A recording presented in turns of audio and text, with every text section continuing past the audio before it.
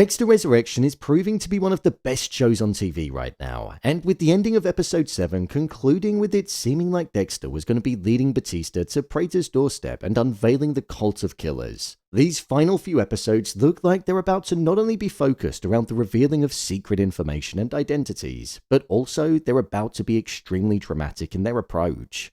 The trailer for episode 8 was recently released, and boy, did it hint at the devastation that was on the horizon and the potential death of either Al or maybe even Batista. Yeah, I said it. So with that, I thought I'd break down the trailer and also give my theories and predictions on what I think could happen next. Here is Dexter Resurrection episode 8 trailer explained. Just to let you know, this video will contain spoilers.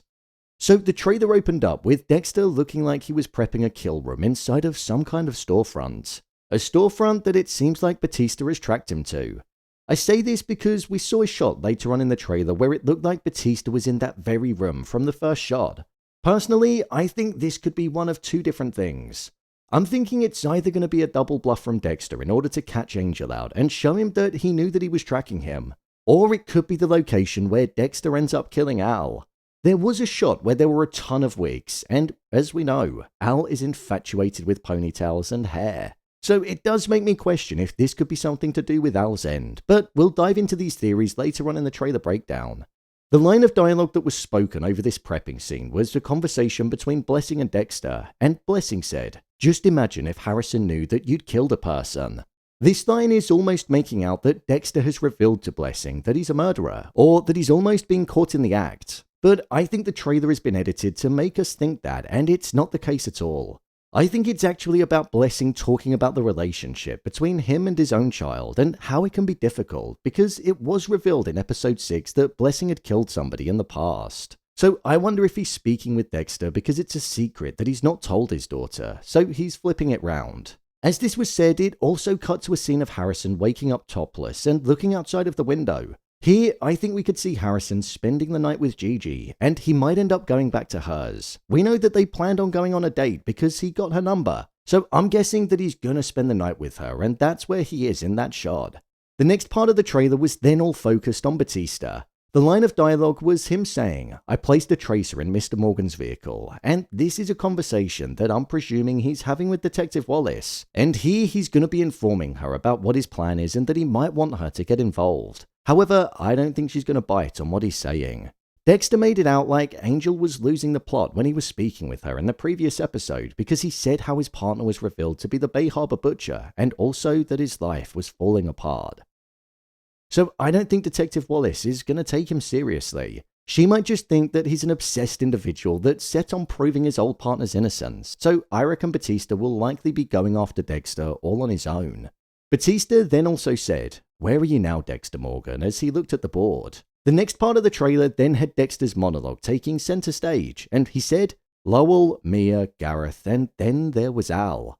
After this was spoken, it then cut to a shot of Al on the phone, and I reckon it's Dexter on the other end of the line. Dexter saw the video of Al killing the girl in the park in the previous episode, and he was repulsed by it. So I think it's Al's time to lay down on the table, and Dexter is calling to arrange to meet him. I also think this because as Al's name was spoken, there was a slashing noise that was played in the background, symbolizing that death is on the horizon. After this, Charlie said to Leon Prater, "Trust me and let me do my job," and Prater responded and said, "Then do your job." As he said this, she was clenching her hands, showing that she was getting stressed at Prater. She's hired to protect him, and it's almost like he doesn't like the way that she's working at the moment, and it's causing friction between the both of them. There's a theory going around that Prater didn't know that Charlie was involved in Mia's death, and there's a part of me that does actually believe that. Charlie is employed to protect Prater no matter what the cost is, so she could have taken matters into her own hands and Prater might not have known about it.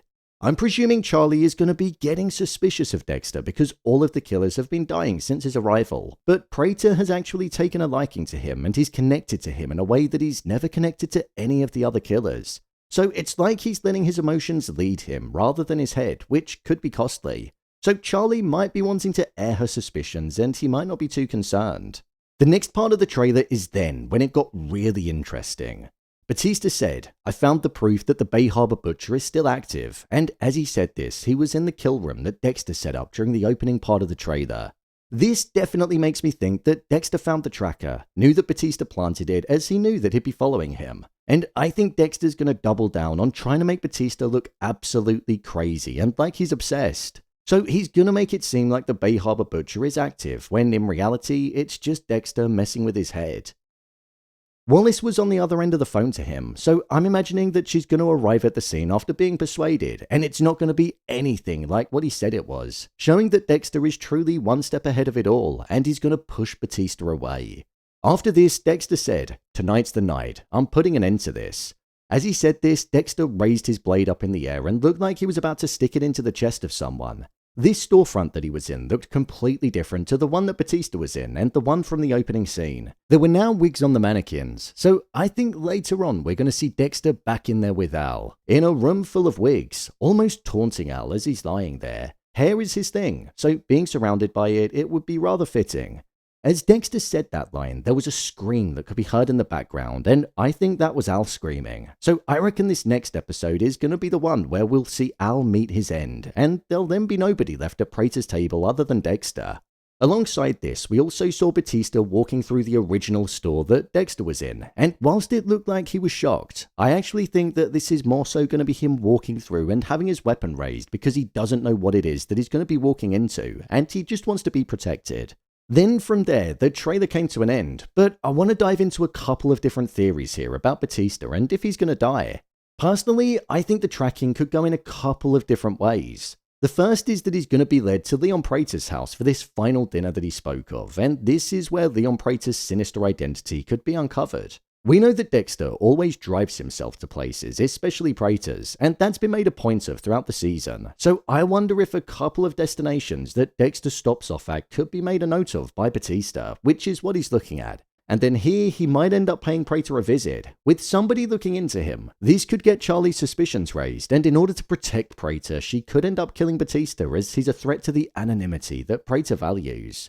Or if Batista does pay Prater a visit, we could simply see him show Prater an image of Dexter like he did with Wallace, and he'll use his real name, which would then provide the reveal to Prater, and that could be why Charlie was looking agitated. She might want to take care of Dexter and question him, but Leon might want to approach it differently. Then, everything that we saw in the trailer that followed, with Batista believing that the Bay Harbor Butcher was out there, could be happening as he continued to track Dexter, and then he'd get made a fool of in front of Wallace. Dexter feels too smart to fall for a tracker secretly being placed in his car. He's a your car driver now, so I imagine he frequently checks his vehicle, but he might realize slightly too late, which is where Batista might end up catching the address of Prater. Honestly, the next episode looks like it's gonna continue that run of the serial killers being wiped out one by one. And I think Dexter's identity is something that could potentially be revealed following Batista making an unexpected arrival at billionaire Prater's house. So I don't think Batista's gonna face the chopping block in this episode. So, there you have it, Dexter Resurrection Episode 8 Trailer Explained. If you want to see more episodes of Dexter Resurrection being broken down, then check the videos below. What do you think will happen next? Share your thoughts in the comments. As always, thanks for tuning into the video, and I'll see you in the next one.